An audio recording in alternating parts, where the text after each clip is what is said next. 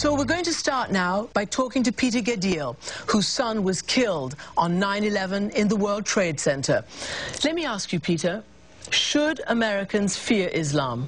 Well, I'd like nothing better than to say that I was not afraid of Islam. I'd like nothing better than to say to my Muslim friends and fellow citizens, welcome to America. I'm glad you're here. Make yourself at home. But the fact is that we have too many history of Muslim terror attacks, and many of them so-called homegrown, second generation. And I think to ignore that threat is to ignore the history of Islam. Donna Marshall Connor, you also lost a daughter. Yes. You lost your unborn grandchild. Yes. Do you think you, America, should be afraid of Islam? I think Americans should fear criminal behavior. I think we should do the best we can to control criminal behavior. But I can't raise my two remaining sons to fear the people who live next door to them. That is not what my grandparents came to America to escape. You know, we are a group of 9/11 family members. I know a lot of family members are here. We share that pain. And, you know, I think the unfortunate piece of this is that we don't agree on this.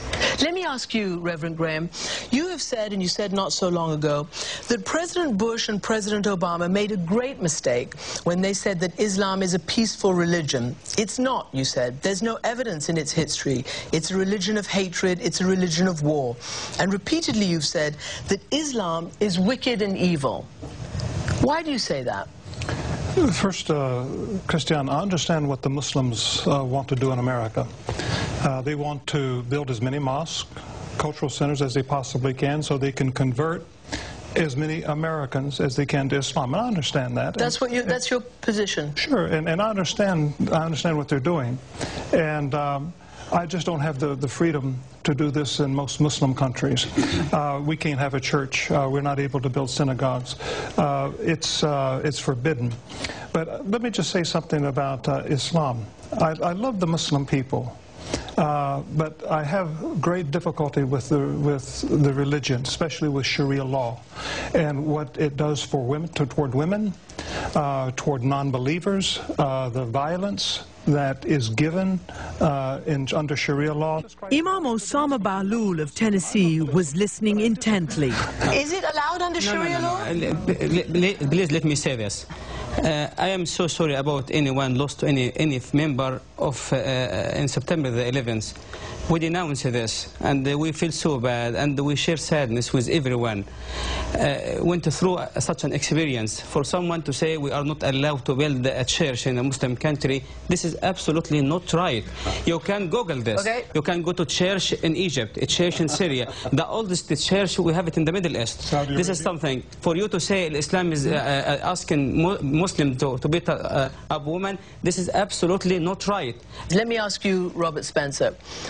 Should America fear Islam, and why? Well, Islamic jihadis point frequently. They actually consistently explain and justify their actions and try to make recruits among peaceful Muslims by pointing to texts of the Quran, the actions of Muhammad, and the teachings of Islamic law. And so this is something that moderate and peaceful Muslims have to confront, but instead they always just displace responsibility and blame the people who are calling attention to these things. And then, of course, you have even peaceful Muslims like the Imam Rauf advocating for Sharia, which does deny equality of rights to women. It does deny the freedom of speech. He even calls for restrictions on the freedom of speech. He even calls for restrictions on the freedom of speech in his book, What's Right with Islam.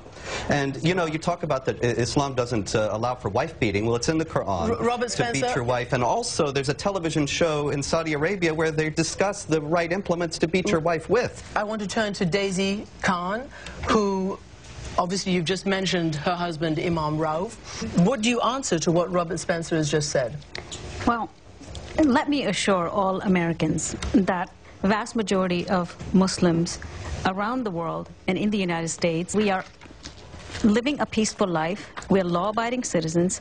We have people in the armed forces. My own niece, who's in her early 20s, went to Iraq for 2 years and just came back from there. Young Arab American born in this country, served the nation to keep it secure. We have 1,000 police officers just in the New York Police Department, keeping the city secure I want to turn to Azhar Nafisi and ask you, you fled the Ayatollahs of Iran. You are an intellectual, you're a writer. Should people fear Islam? I came here to America because I expected that that image which those people had imposed on us will not be imposed on us again. And look at my surprise, from both sides of the aisle, what you hear is that there is one Islam. If we think there is only one Islam, then we have to take sides. Either it's evil or it's good. But there are as many interpretations of Islam as there are Muslims. I would like to go to Reza Aslan, who is joining us from Amsterdam and who is a scholar on these matters. Reza, you have heard just right now several points raised. One is that Muslims in this country are trying to bring Sharia law. Is there a shred of evidence for that? No, not a single shred whatsoever. I think somebody needs to remind Franklin Graham that we don't judge our values in the United States by comparing them to what the Saudis do. This is a common refrain that you hear from a lot of anti-Muslim activists in the United States, including Robert Spencer, that, well, if in Saudi Arabia you can't have a church, then therefore in the United States you shouldn't be allowed to have mosques. This is an appalling and laughable argument. You know, we can have an argument, and I'm not here to argue. As a Christian, I believe that Jesus Christ is the way, the truth, and the life, and that no man comes to the Father in heaven except through him. I don't believe in Islam. I don't believe a word of it. I do respect their right to believe whatever they want to believe. My opinions are not based on hearsay. My opinions are based on 50 years of working in Middle Eastern countries.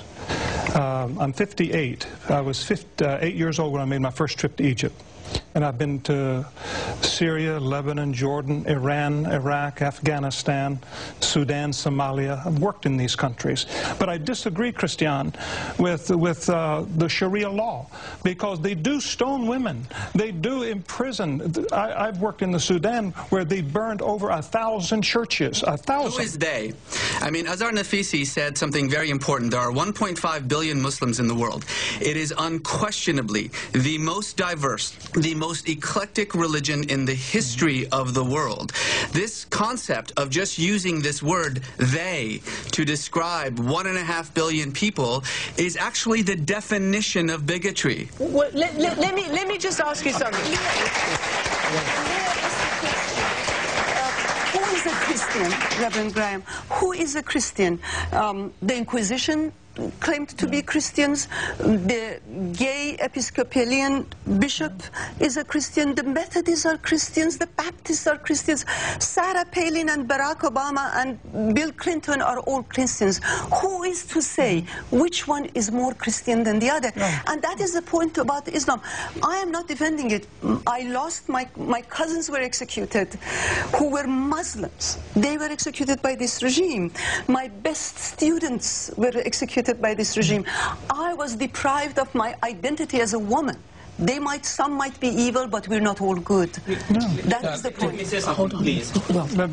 When we talk about there are millions of Muslims in this world that are wonderful people who don't beat their wives, who don't practice honor killings. Why do you call it a wicked religion, an evil religion? I think to take your daughter because you think that the religion gives you the authority, Sharia gives you the authority for honor killing, and we saw the young girl in Ohio just a few... But does it?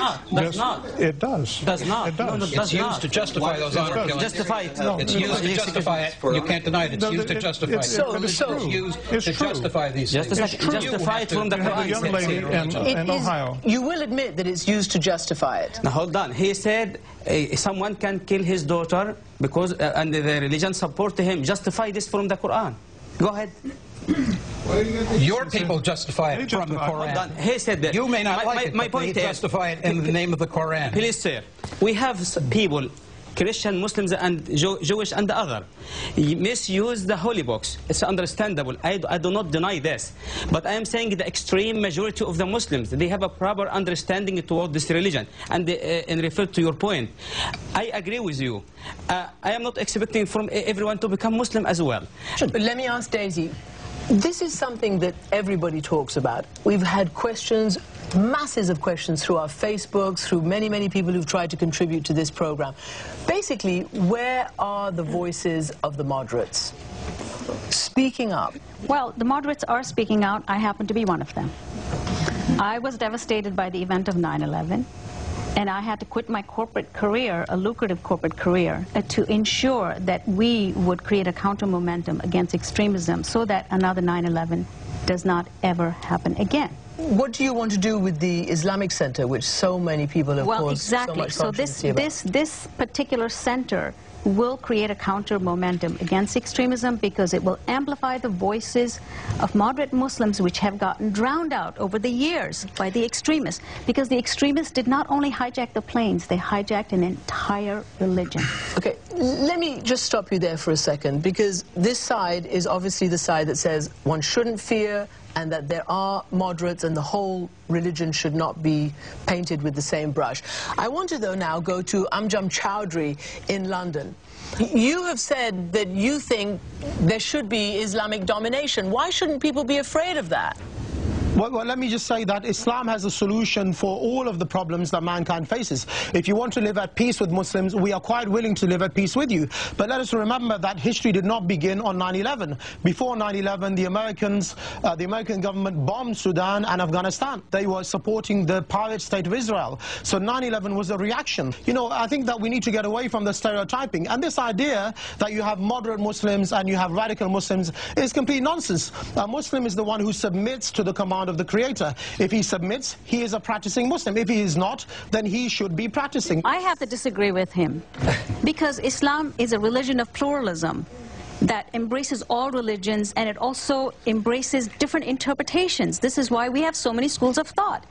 What Anjum is talking about is an exclusivist view of Islam, which is my way or the highway.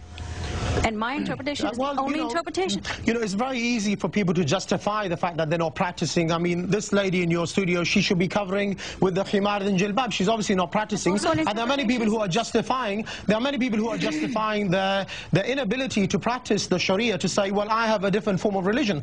You know, people want to claim that they're vegetarians and they're eating big beef burgers. You know, you cannot be a non-practicing vegetarian. Therefore, similarly, you know, if you're a Muslim, you submit to the Sharia. He's telling the truth. You see, Reverend Graham says you're telling the truth. So do you agree with Reverend Graham and our panelists on this side that Americans should fear Islam? We do believe as Muslims the East and the West will one day be governed by the Sharia. Indeed, we believe that one day the flag of Islam will fly over the White House. Indeed, there's even a narration of the Prophet where he said, the day of judgment will not come until a group of my ummah conquer the White House. Okay. Can I just make one comment here? Because, look, you know, I'm not an expert in religion, but I do know that in some fundamental sense, I just heard Reverend Graham make the same statement about Christianity. I mean, you know, look, I'm sure you can fill up every one of these TV screens with extremist people from all over. We have laws in America. I think we ought not to get into whose religion has created more horror on earth. All right, you know, suffice it to say that many political ends have been met by many religions, and vice versa. And look, you know, I'm looking around, I see nothing in this room but war, and you know, it's painful to me.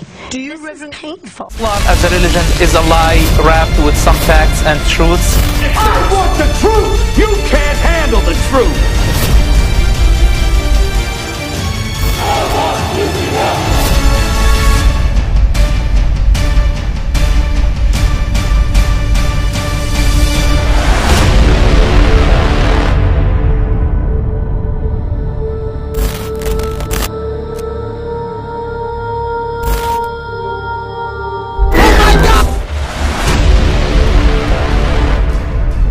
Our channel is now proudly sponsored by J.K. Scheinman, who is the author of the highly controversial book, The People vs. Muhammad. To learn more about Muhammad's extensive list of psychological disorders, please buy a copy on Amazon while you can, as stocks are selling fast. To show our appreciation for all those who have supported us, we have uploaded a copy of our film, The Muslim Agenda, which you can watch free of charge.